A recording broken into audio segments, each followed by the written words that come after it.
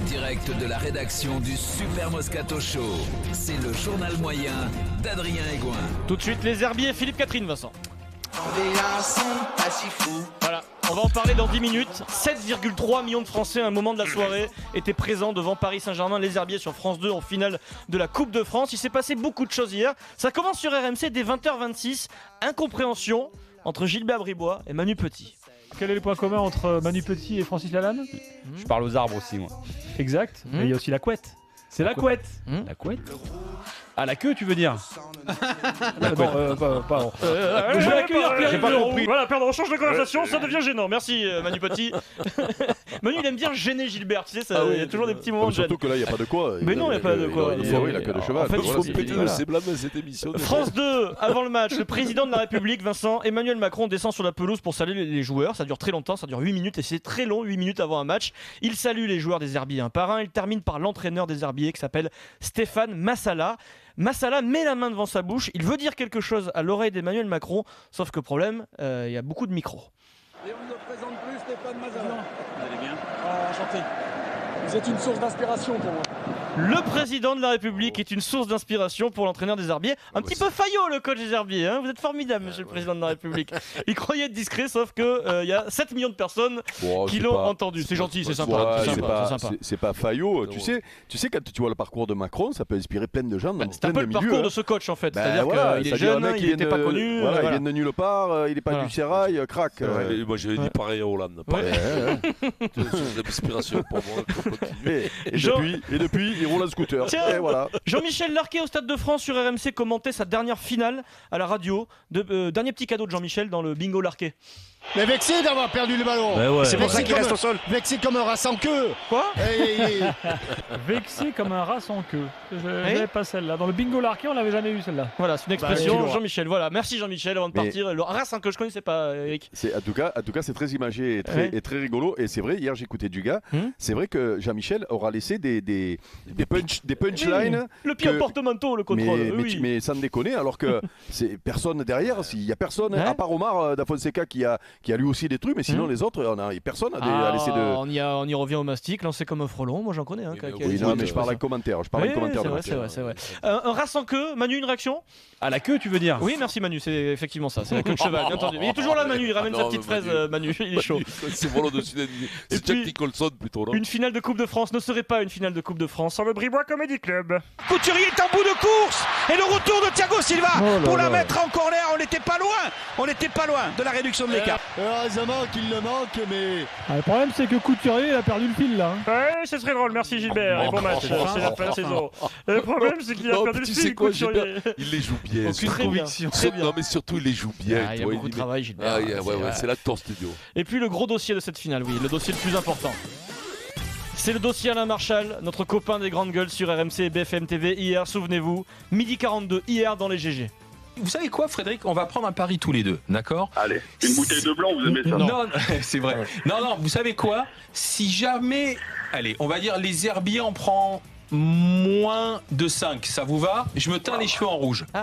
Ce soir, ils prennent moins de 5 buts face au PSG. Mais je dis pas 5 buts d'écart, hein. Je dis simplement si le PSG gagne. Et prolongation ? Non, pas prolongation. Moins de 5 buts à la fin, on regarde le score. S'il y a moins de 5 buts, je me fais teindre les cheveux en rouge avec une bombe par Olivier. Coup d'envoi, les herbiers font le métier, ils résistent, les cheveux rouges d'Alain Marchal deviennent une cause nationale. Des centaines de réactions, c'est la mi-temps, il n'y a qu'un but à 0 pour Paris. Un tweet par exemple, Vincent.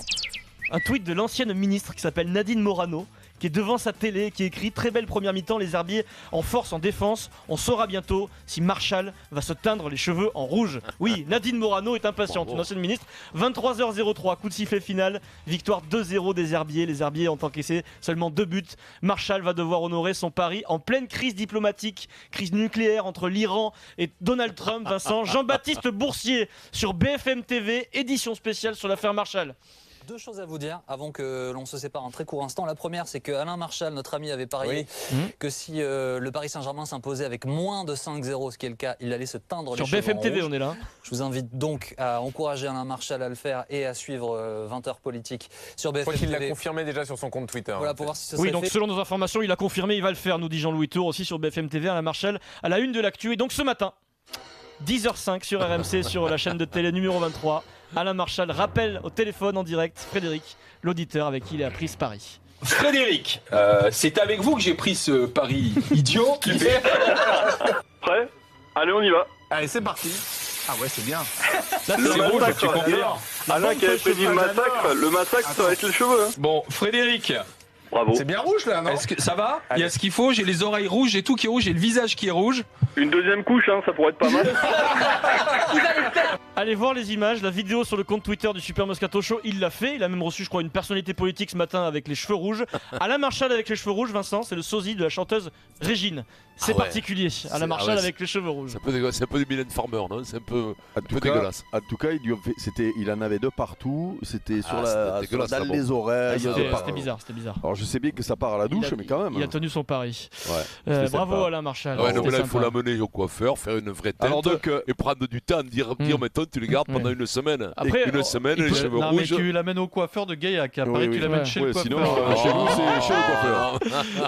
Mais tu sais, Adrien, il est tellement bon en prono, Alain, que je lui ai demandé de parier mercredi prochain qu'on allait perdre la Ligue Europa. L'Atlético gagne la Ligue Europa, bien sûr. Qui se mettent en bleu comme ça. Il nous reste 2 minutes sans transition direction Bologne, Vincent.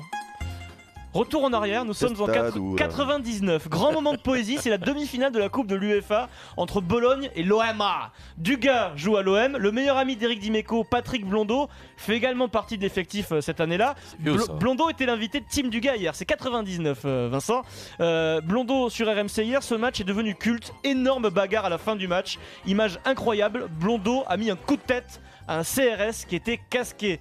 Révélation de Blondeau hier en direct, il y avait en fait ce jour-là 2 bagarres. Blondeau est dans la tribune, il est suspendu, témoignage. Moi j'étais dans la tribune, derrière nous il y avait les Italiens qui étaient un peu en place, j'avais l'impression qu'ils étaient un peu, avec les cols blancs, mais un peu mariole. Trop sur 2, et les Marseillais qui font pas attention à ce qu'ils ont à faire, ils ont commencé à les insulter, et de là ça part déjà dans la tribune, ça part très intelligent. Mal. Ah oui. Je prends sa défense, je commence à frapper des gens dans la tribune. De là, on veut me lyncher. En même temps, je vois que toi, Dugas, tu commences à te battre pour défendre Luxin. Et je suis pris par les deux, si tu veux. Et à un moment donné... Voilà, il a le cœur tiraillé. Pendant que Blondeau se bat en tribune, Dugas se bat sur le terrain, c'est son copain. Blondeau prend une décision, Vincent. Je suis obligé de sauter cette vitre que je te parle, qui faisait déjà 2 mètres ou 3 mètres de hauteur. Parce que les mecs ils sont trop nombreux contre moi et tu connais la plupart des Marseillais ils t'abandonnent. Ah oui. Après, voilà. Blondeau rappelle que le Marseillais est très courageux au cas de bagarre. Les policiers italiens, Vincent, c'est un plein match de foot, hein, c'est quand même un peu chaud. Ils ne connaissent pas Blondeau, ils le voient sauter sur la pelouse. Et là ils me prennent en chasse. Mais si tu veux, on voit le coup de tête à la fin, parce qu'à la fin on est tous pris par toi, Dugas, par Peter Luxin. Mais la bagarre elle commence depuis déjà très longtemps. Ah oui, d'accord. Ils ont essayé de me balayer parce que j'étais rentré sur le stade et c'est normal, hein, la police elle est là pour protéger les joueurs et l'ensemble du stade. Vous savez pas que vous étiez joueur de l'OM? Toujours le petit mot sympa pour la police, il y avait une belle bande de génies, équipe entraînée par Roland Courbis à l'époque. La conclusion, Patrick, il y avait le grand Schtroumpf et tous les autres Schtroumpfs, il y avait là. La conclusion, Patoun. Et donc je suis pris entre les deux. Et après, bon, tu sais, quand tu es partenaire, moi je l'étais très protecteur des gens que j'aime. Bien sûr. Et je vois Dugas, je vois tout le monde se battre, ben voilà, je me lance. Mais vraiment le truc de la police, le coup de tête alors. C'est une connerie, on s'en fout. On a vu que ça, mais c'était pas la chose à retenir. Tu te rends compte si le policier avait été sur un cheval, comme c'est le cas dans certains pays, il a un coup de cigare au cheval. Histoire extraordinaire, Vincent. Il y avait que avec l'OM dans les années 90 qu'on voyait ce genre de choses. C'était fabuleux quand même. Avec Coach Courbis à la tête de cette équipe. Moi, je l'ai rencontré plusieurs fois. Maintenant, c'est un phénomène quand même. Là, il y a quand même. Demain, c'est muy particulier. Deuxième histoire demain. Patrick Blondeau vous racontera comment il a sauvé la vie d'Éric Dimeco dans les couloirs de Furiani à Bastia. Oui, Eric, il t'a sauvé la vie, on peut le dire. Oui, mais je l'ai dit, hein, bien sûr.